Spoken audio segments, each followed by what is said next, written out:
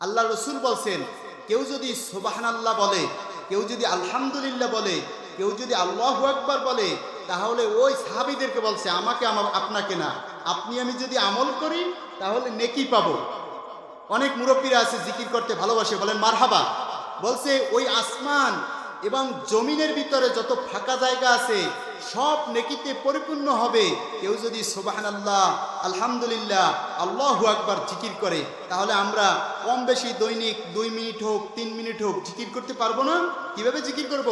সুবহানাল্লাহ, আলহামদুলিল্লাহ, লা ইলাহা ইল্লাল্লাহ, জোরে লা ইলাহা ইল্লাল্লাহ, লা ইলাহা। শূন্যের উপরে তারকারাজি, রবি শশী আর মেঘমালা, তারা সবাই এই সুরে হয় আপন হারা। লা ইলাহা ইল্লাল্লাহ, জোরে লা ইলাহা, লা ইলাহা ইল্লাল্লাহু মুহাম্মাদুর রাসূলুল্লাহ সাল্লাল্লাহু আলাইহি ওয়াসাল্লাম। তাহলে গোলামি করব কার? গোলামি করব কার? আল্লাহ রসুল বলছেন, সাহাবীরা জিজ্ঞাসা করছেন যে আমি আমলের কথা বলি, যেই কাজ করলে জান্নাতে তাড়াতাড়ি যেতে পারবো। শোনেন, আল্লাহ রসুল বলছেন, সাহাবীরা যেই বলছেন, ইয়া রাসূলুল্লাহ, ইয়া হাবিবাল্লাহ, ইসলামের ভিতরে কোন কাজটা সর্বোত্তম? ইসলামের ভিতরে বলেন কোন কাজটা সর্বোত্তম? তখন সাহাবীরা বললেন, রসুল বললেন সাহাবীদেরকে, শোনো, তুমি অপরকে খাদ্য খাওয়াবা এবং তুমি মানুষকে সালাম দেবা, যে তোমার পরিচিত, যে তোমার অপরিচিত, সবাইকে তুমি সালাম দেবা। তা হাদিসটা কি বুঝছেন? যে তোমার পরিচিত, যে তোমার কি অপরিচিত, সবাইকে তুমি কি দেবা? সালাম দেবা। আল্লাহ রসুল বলছেন, তোমরা ততক্ষণ পর্যন্ত জান্নাতে প্রবেশ করতে পারবে না যতক্ষণ না পর্যন্ত মানুষের মাঝে ভালোবাসা বৃদ্ধি না পাবে। যার প্রতি যার ভালোবাসা, সে কিন্তু তার কথা মনে করে। আপনি যদি কাউকে একটা উপকার করেন, সে আপনার আত্মীয় না, কিন্তু সে যদি খাঁটি মুসলমান হয়, আপনার কথা মনে করবে। তাহলে আল্লাহ রসুল বলছেন, তোমরা ততক্ষণ পর্যন্ত জান্নাতে প্রবেশ করতে পারবা না যতক্ষণ না পর্যন্ত মানুষের মাঝে ভালোবাসা বৃদ্ধি না করবা। তখন সাহাবীরা বলছেন, ইয়া রাসূলুল্লাহ, ইয়া হাবিবাল্লাহ, আমরা তো কিভাবে ভালোবাসা বৃদ্ধি করব জানি না। আল্লাহ রসুল বলেন, আফসুস সালামা, তোমরা মানুষের মাঝে মাঝে ব্যাপকভাবে সালাম প্রচলন করো। বলেন সুবহানাল্লাহ। মুসলিম শরীফের হাদিস। তাহলে আমি গবেষণা করে দেখেছি, এই পৃথিবীতে ফ্রি বিনা টাকায় শুধু আছে সালাম, আর কিছু নাই।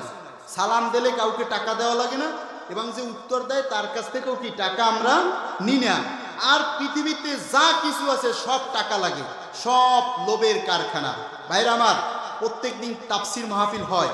এই তাফসির মাহফিলে কিন্তু আপনার মহিলাদের ব্যাপারে কথা কম, মা বোনদের ব্যাপারে কথা কম। কিন্তু আমরা তো জুমার মসজিদে তাফসির শুনি, মাহফিলে বিভিন্ন জায়গায় যাই, মা বোনরা তো তাফসির বেশি পর্দার কথা শুনতে পারে না। আমি 5 মিনিট পর্দা সম্পর্কে কথা বলবো। বলেন ইনশাআল্লাহ। ইনশাআল্লাহ বললে লাভ কি? বন্ধুর সাথে কি বাজারে যাচ্ছে, তখন বলতিছে, ওহে বন্ধু তুমি কোথায় যাচ্ছ? বলতিছে গাদা কিনতে। বলে ইনশাআল্লাহ বলো। বলে ইনশাআল্লাহ বললে লাভ কি? বলে ইনশাআল্লাহ বললে বরকত হয়। বলতিছে বাজারে টাকা আছে, পকেটে টাকা আছে, বাজারে গাদা আছে, ইনশাআল্লাহ বলবো কেন? আমার টাকা আছে না। এবার বন্ধু বাজারে গাদা কেনার জন্য চলে গেল। যাওয়ার পরে গাদা ঠিক করলো, করার পরে দেখতেছে টাকা নাই, মানে পকেট মার টাকা নিয়ে গেল। এখন এবার খালি হাতে এবার চলে আসতেছে। বন্ধু বলতেছে, হে বন্ধু তোমার গাদা কোথায়?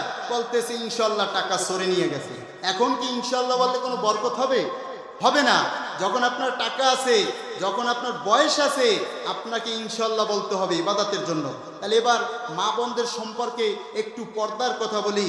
পর্দা সম্পর্কে আল্লাহ তাআলা বলছেন, পবিত্র কোরআনুল কারিমের ভিতরে গল্প না। আল্লাহ তাআলা বলেন ওয়াকারনা ফি বুয়ুতিকুন্না ওয়ালা তাবাররাজনা তাবাররুজাল জাহিলিয়াতিল উলা।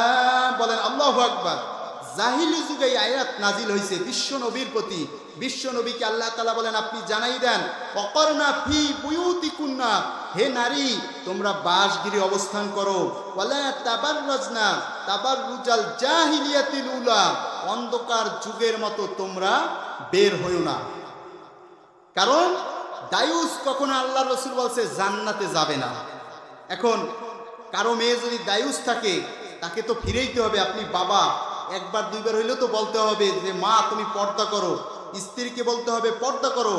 জাহিলি যুগে নারীদের 3টে কাজে ব্যবহার করা হতো। আজও পৃথিবীতে নারীদের এরকম 3টে কাজে বেশি ব্যবহার করা হয়। জাহিলি যুগে নারীদের ভোগের সামগ্রী, ব্যাখ্যা দেওয়ার সময় নেই, ভোগের সামগ্রী হিসেবে ব্যবহার করত। আর একটা হচ্ছে পণ্যদ্রব্য হিসেবে ব্যবহার করত, আর একটা হচ্ছে দাস দাসী হিসেবে ব্যবহার করত। আজও মেয়েদেরকে পণ্যদ্রব্য হিসেবে ব্যবহার করা হয়। কিভাবে? আপনি সানাসুর কিনবেন, ওর উপরে মহিলাদের ছবি। আপনি শ্যাম্পু কিনবেন, ওর উপরে মহিলাদের ছবি। আপনি জামা কিনবেন, প্যাকেটের উপর মহিলাদের ছবি। তাহলে আজও নারীদের পণ্যদ্রব্য হিসেবে ব্যবহার করা হয় না? হয়। ভাইরা আমার, নারী মা বোন, আপনাকে অবশ্যই জানতে হবে পর্দা কাকে বলে। মা, আপনাকে অবশ্যই জানতে হবে স্বামীর খেদমত কাকে বলে। পুরুষদেরকে জানতে হবে স্ত্রীর খেদমত কিভাবে করতে হবে। আবার শাশুড়িদেরকে জানতে হবে পুত্রবধূর অধিকারগুলো কি কি। আবার বৌমাদেরকে জানতে হবে শাশুড়ির অধিকারগুলো কি কি। এইগুলো যদি নারীরা জানে, পুরুষরা জানে, তাহলে প্রত্যেক ঘরে শান্তি বসে যাবে। অনেক ঘরে যুদ্ধ, আগুন জ্বলে, কারণ কার কি অধিকার সে জানে না। সে জানে শুধু ছবি, জানে নাটক, জানে সিরিয়াল, কিন্তু কোরআন হাদিসের কথাগুলো সঠিক জানে না। আল্লাহ রসুল বলছেন যে বাল্লিগু আন্নি ওয়ালাউ আয়া, একটা বাক্য পারলে তা মানুষের মাঝে পৌঁছে দাও। শিক্ষা, কবি বলছেন শিক্ষা ধর্ম ও অলঙ্কার, ইহা করে মানুষের মহত্ব বিস্তর। এই দান কেউ কেড়ে নিতে নাই পারে, যতই মানুষকে দান করবা ততই যাবে বেড়ে। বলেন সুবহানাল্লাহ। যত আপনি যা জানেন মানুষকে জানাবেন, আপনার কমবে না। ভাইরা আমার, নারী যদি 4টা কাজ করে তাহলে জান্নাতে চলে যেতে পারবে। আল মারআতু ইযা সাল্লাত খামসাহা, নারী যদি 5 ওয়াক্ত নামাজ পড়ে, ও সাল্লাত ও সামাত শাহরাহা, এবং রমজানে রোজা রাখে, ওয়া সানাত ফারজাহা, লজ্জা স্থানের হেফাজত করে, ওয়া তাআত বালাহা, আর স্বামীর যদি আনুগত্য করে তাহলে সে জান্নাতে চলে যেতে পারবে। মা যেন মোর, বলেন মা যেন মোর খাঁটি সোনা, মা যেন মোর খাঁটি সোনা, নীল আকাশের চাঁদ, মাগো তোমায় না দেখিলে মিটে না গো সাত, ও মা মিটে না গো সাত। এই মা কারো বাঁশবাগানের পাশে, এই মা কারো পুকুরের পাশে, এই মা কারো আছে কবরস্থানে, এই মা কারো আছে জানালার পাশে। পিতামাতার জন্য সকলে একটু দোয়া করি, রব্বির হামহুমা, সবাই বলেন রব্বির হামহুমা কামা রব্বায়ানি সগীরা, রব্বির হামহুমা কামা রব্বায়ানি সগীরা। ছোট্ট নামে এত মধু আর কোন নামে মেলে না মা, আর কোন নামে মেলে না। বলেন ছোট্ট নামে এত মধু আর কোন নামে মেলে না মা, আর কোন নামে মেলে না। শিশুকালে অসহায় ছিলাম আমি যখন, খোকা ডেকে আদর সোহাগ মাখা হাতে নিতে তুলে, ওই নামে আর কেহ ডাকে না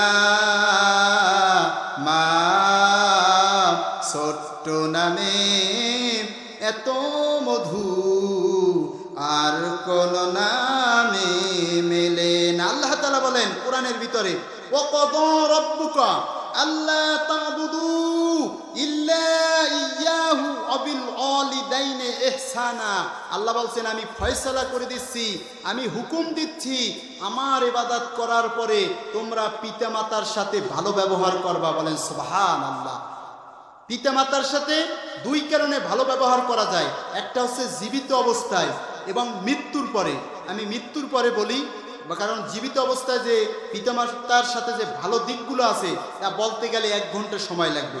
মৃত্যুর পরে 3টা, একটা হচ্ছে পিতামাতার ওসিয়ত পূরণ করা, 2 নাম্বার হচ্ছে পিতামাতার দাফনের জন্য আপনার ব্যবস্থা করা, 3 নম্বরে পিতামাতার জন্য দোয়া করা। ওই যে দোয়াটা পড়লাম। অতএব মা বোনদেরকে পর্দা করতে হবে। আমি অনেক সময় তাফসির মাহফিলে বলে থাকি, 2024 সালে আপনার মনিরুদ্দিন দাখিল মাদ্রাসার 5 দিন ব্যাপী তাফসিরের 4র্থ দিন প্রধান বক্তার রুকুভিত্তিক আমি ছিলাম। আমি সেখানে বলেছিলাম যে মা বোন শোনেন, আম, কলা, কাঁঠাল, লিচু এগুলো যদি সিলাইয়া মাছসা বাজারে বসা হয়, লুচ্চা মাছিগুলো পড়বে, আর বোরকা ছাড়া যে মহিলারা চলবে, লুচ্চা ব্যক্তিরা তাকিয়ে দেখবে। বলেন নাউজুবিল্লাহ। অতএব আপনাকে অবশ্যই পর্দা করতে হবে, কারণ আপনি মা জান্নাতি মানুষ হবেন। মায়েদের উচিত আসিয়ার জীবনী, খাদিজার জীবনী, আয়েশার জীবনী, ফাতেমার জীবনী, প্রত্যেকটি বোনকে এই জীবনীগুলি পড়া দরকার, যাতে করে সে জান্নাতি মানুষ হতে পারে। কিভাবে ফাতেমা রাদিয়াল্লাহু তাআলা আনহু সংসারে চলতেন, রাতের পরে রাত তার ঘরে খাবার নাই, কিন্তু তিনি কিন্তু নাশুকরি করে নাই। এইগুলো যদি নারীরা জানে, ওই সংসারে শান্তি হবে। ভাইরা আমার, অতএব আমি আপনি জান্নাতে যেন যেতে পারি। বলেন আল্লাহুম্মা আমিন। ভাইরা আমার, অতএব জান্নাতে যাওয়ার আরেকটা কারণ বলি। আল্লাহ তাআলা বলছেন, কুনতুম খায়রা উম্মাহ, তোমরা সর্বশ্রেষ্ঠ জাতি, উখরিজাত লিন-নাস তা'মুরুনা বিল মারুফ ওয়া তানহাউনা আনিল মুনকার। তোমাদের পৃথিবীতে পাঠাইছি সৎ কাজ করবা আর অসৎ কাজে বাধা দেবা। এই যে আপনারা যে এই যে তাফসির মাহফিল শোনার জন্য এবং তাফসির কমিটি যে সকল শ্রদ্ধাভাজন সম্মানিত মুরব্বীরা আয়োজন করেছেন, এগুলো জান্নাতি কাজ। বলেন আলহামদুলিল্লাহ। ভাইরা আমার, জান্নাতি কাজ করে তারা, জান্নাতি মানুষ যারা। অতএব জান্নাতি কাজ করতে হবে। আল্লাহ তাআলা কোরআনে বলছেন, হে ঈমানদারগণ, আল্লাহকে ভয় করো, ভয় করার মতন ভয় করো, আর মুসলমান না হয়ে কবরে আসবা না। এই কথা কে বলছেন? আল্লাহ বলছেন। তাহলে এখন আল্লাহ, আপনি আমি মুসলমানের ঘরে জন্মগ্রহণ করছি মনে করেন, তাহলে কি এখন আবার প্রশ্ন থাকতে পারে, আমি কিভাবে মুসলমান হব? আমি আপনি মুসলমান হতে পারি নাই।